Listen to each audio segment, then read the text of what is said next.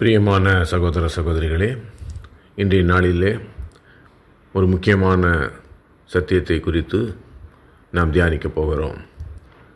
மத்தேயு சுவிசேஷம் 13ஆம் அதிகாரம் 25வது வசனத்திலிருந்து நான் வாசிக்கிறேன், கேளுங்கள்.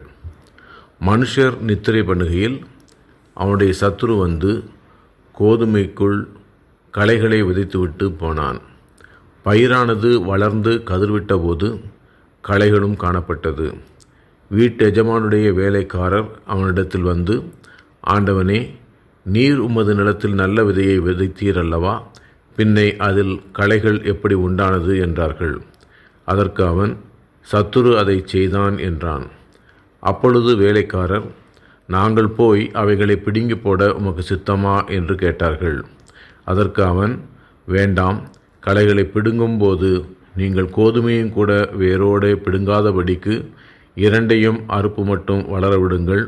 அறுப்பு காலத்தில் நான் அறுக்கிறவர்களை நோக்கி, முதலாவது களைகளை பிடுங்கி அவைகளை சுட்டெரிக்கிறதற்கு கட்டுகளாக கட்டுங்கள், கோதுமையையோ என் களஞ்சியத்தில் சேர்த்து வையுங்கள் என்பேன் என்று சொன்னான் என்றார். ஹல்லேலூயா.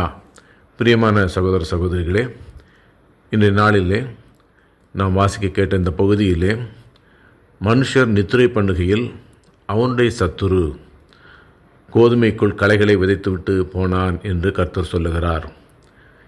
இந்த மனுஷனுக்கு தூக்கம் வரும்பொழுது, அவன் தூங்கிக் கொண்டிருக்கும் பொழுது சத்துரு வந்து கோதுமைகளுக்கு மத்தியிலே களைகளை விதைத்துவிட்டு போனான் என்று கர்த்தர் சொல்லுகிறார். நாம் தூங்குகிற அந்த நேரம் பிசாசானவன் அவனுடைய விதைகளை விதைக்கிற நேரமாக இருக்கிறது. எவ்வளவுக்கு எவ்வளவு நாம் தூக்கத்தை மறைத்து குறைத்து நாம் கர்த்தருடைய சமூகத்தில் விழித்திருக்கிறோமோ அவ்வளவுக்கு அவ்வளவு சத்துரு நம்முடைய உள்ளத்திலே, நம்முடைய நினைவிலே, நம்முடைய எண்ணங்களிலே அவனுடைய களைகளை விதைப்பதற்கு நாம் தடுக்கிற காரியத்தை செய்கிறோம் என்று நாம் இந்த நாளிலே அறிந்து கொள்ள வேண்டும் என்று கர்த்தர் விரும்புகிறார்.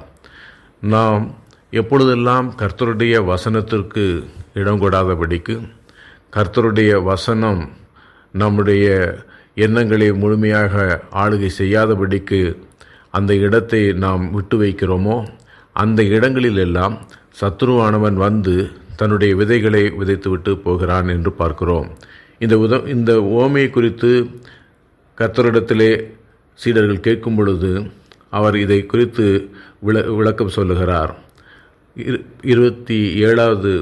37வது வசனத்திலே அவர் சொல்லுகிறார், நல்ல விதையை விதைக்கிறவன் மனுஷகுமாரன், நிலம் உலகம், நல்ல விதை ராஜ்யத்தின் புத்திரர், களைகள் பொல்லாங்கனுடைய புத்திரர். அவைகளை விதைக்கிற சத்துரு பிசாசு, அறுப்பு உலகத்தின் முடிவு, அறுக்கிறவர்கள் தேவதூதர்கள் என்று கர்த்தர் சொல்லுகிறார். அதாவது தேவகுமாரன், மனுஷகுமாரனாக இருக்கக்கூடிய ஆண்டவராகிய இயேசு கிறிஸ்து நம்மை உருவாக்கி இருக்கிறார். அவருடைய வசனம் அவர் நமக்கு கொடுத்திருக்கிறார். அந்த வசனங்களை நம்முடைய எண்ணங்களிலே விதைக்க வேண்டும் என்று அவர் விரும்புகிறார். கோதுமை மணிகளே நம்முடைய எண்ணங்களிலே விதைக்க வேண்டும் என்று விரும்புகிறார். அப்படி விதைக்காதபடிக்கு நாம் தூங்கி கொண்டிருக்கும் பொழுது, நித்திரை பண்ணி கொண்டிருக்கும் பொழுது, வசனத்திற்கு முக்கியத்துவம் கொடுக்காத ஒரு வாழ்க்கையை வாழ்ந்து கொண்டிருக்கும் பொழுது, அப்பொழுது சத்துரு என்ன செய்கிறான்? களைகளை விதைத்துவிட்டு போகிறான் என்று பார்க்கிறோம். இந்த களைகளை விதைக்கிறதை குறித்து பார்க்கும் பொழுது 27வது வசனம் சொல்லுகிறது, ஆண்டவனே, நீர் உமது நிலத்தில் நல்ல விதையை விதைத்தீர் அல்லவா? பின்னை அது களைகள் எப்படி உண்டானது என்றார்கள் என்று அவர்கள் வேலைக்காரர்கள் கேட்கிறதாக பார்க்கிறோம். அதாவது சத்துரு வந்து களைகளை விதைக்கிற காரியம் மற்றவர்களுக்கு யாருக்குமே தெரியாத விதத்தில் இருக்கிறதை பார்க்கிறோம். அந்த களைகள் எப்படி உள்ளே நுழைந்தது என்பது தெரியாத விதத்தில் பார்க்கிறோம். அதை பிடுங்கட்டுமா என்று கேட்கும் பொழுது ஆண்டவர் சொல்லுகிறார், இல்லை, நீ இப்பொழுது பிடுங்க வேண்டாம். ஏனென்றால் அப்படி பிடுங்கும் பொழுது நீங்கள் நல்ல விதைகளையும் சேர்த்து பிடுங்கிவிடக்கூடும், கோதுமையையும் கூட வேரோடு பிடுங்காதபடிக்கு இரண்டையும் வளர விடுங்கள் என்று சொல்லுகிறதாக பார்க்கிறோம்.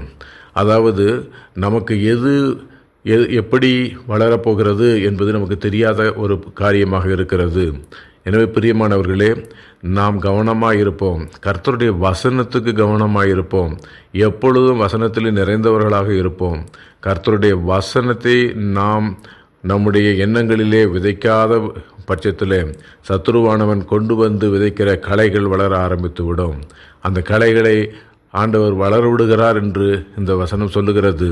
அதாவது களைகள் விதைக்கப்படாதபடிக்கு கவனமாய் இல்லாதவர்களுக்கு மத்தியிலே அந்த களைகள் வளரத்தான் செய்யும் என்று கர்த்தர் சொல்லுகிறார். உலகத்தின் முடிவிலே அவைகள் முதலாவதாக அறுத்து எரிப்பதற்கென்று கட்டப்படும் என்று சொல்லுகிறார். அதாவது அந்த களைகள் வளரும் பொழுது அந்த களைகளாக வளர்ந்திருக்கக்கூடிய சத்துருவுடைய புத்திரர்கள் எல்லோரையும் அக்கினியின் நெருப்பிலே போடும்படியாக கர்த்தர் அவர்களை வேறு பிரிக்கிறார் என்று வேத வசனம் சொல்லுகிறது. எனவே பிரியமானவர்களே, நாம் கவனமாக இருப்போம். நித்திரை பண்ணும்போது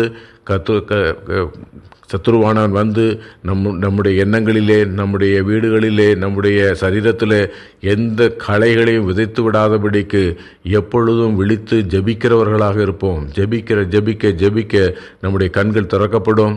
சத்துருவானவன் வந்து விதைப்பதற்கான தடைகள் உருவாக்கப்படும். அப்படி அவன் சத்துரு வரும்பொழுது அவனை விரட்டி அடிப்பதற்கான பலன் உண்டாகும். கர்த்தருடைய வசனம் நமக்கு உதவி செய்யும். எனவே பிரியமானவர்களே, கர்த்தருடைய வசனத்திலே தரித்திருப்போம், விழித்திருந்து ஜெபிப்போம். கர்த்தர் நம்மை ஆசீர்வதிப்பாராக. ஆமென்.